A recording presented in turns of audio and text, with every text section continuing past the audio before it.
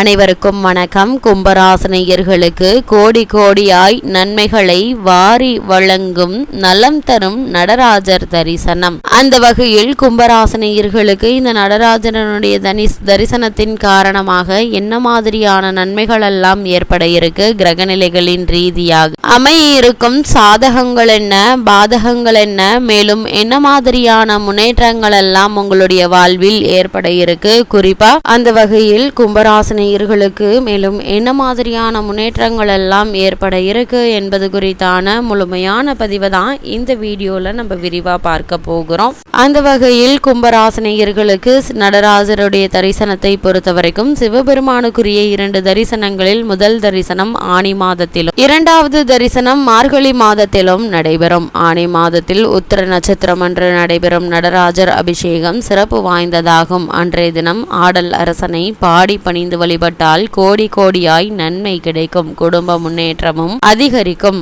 பொதுவாக நடனக்கலையில் சிறந்து விளங்க வேண்டுமானால், கலைத்துறையில் பிரகாசிக்க வேண்டுமானால் நடராஜ பெருமானை தரிசனம் செய்ய வேண்டும். அதற்குரிய மாதமாக இந்த ஆனி மாதம் அமைகிறது. ஆனி மாதம் ஓர் அற்புதமான மாதமாகும். சூரியன் மிதுனத்தில் சஞ்சரிக்கும் மாதமாகும். இம்மாதத்தில் பிறந்தவர்கள் நீயா என்று கேட்கும் அளவிற்கு புகழ் பெற்றவர்களாக விளங்குவர். காரணம், அந்த மாதத்தில்தான் தெய்வ தரிசனம் நடைபெறுகிறது. அன்றைய தினம் கூத்தபிரானை வழிபட்டால் நேர்த்தியான வாழ்க்கை அமையும். ஆணிக்கு அடுத்து வரக்கூடியது ஆடி மாதமாகும். ஆடி ஓடி சம்பாதிக்கும் வாழ்க்கையில் மற்றவர்கள் வியக்கும் விதத்தில் வாழ்க்கையை அமைத்து கொள்ள ஆனி மாதத்தில் வரும் நடராஜர் தரிசனம் நமக்கு வழிகாட்டுகிறது.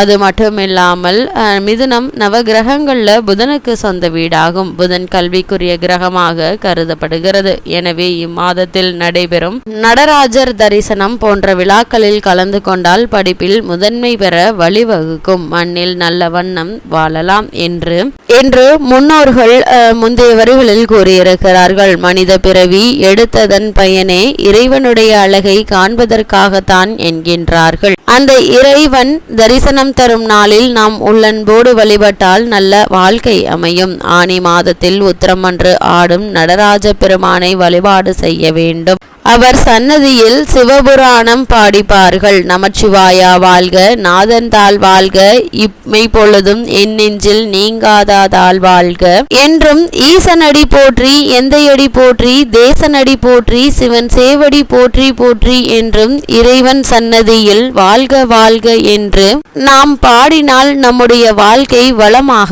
அமையும். நம்மையும் உலகம் போற்றி கொண்டாடும். எந்த குறைபாடாக இருந்தாலும் அதை அகற்றும் ஆற்றல் உள்ளம் முருகி வழிபடும் இறை வழிபாட்டிற்கு உண்டு. ஆனால் அதற்கு முதன்மையான நம்பிக்கை தேவை.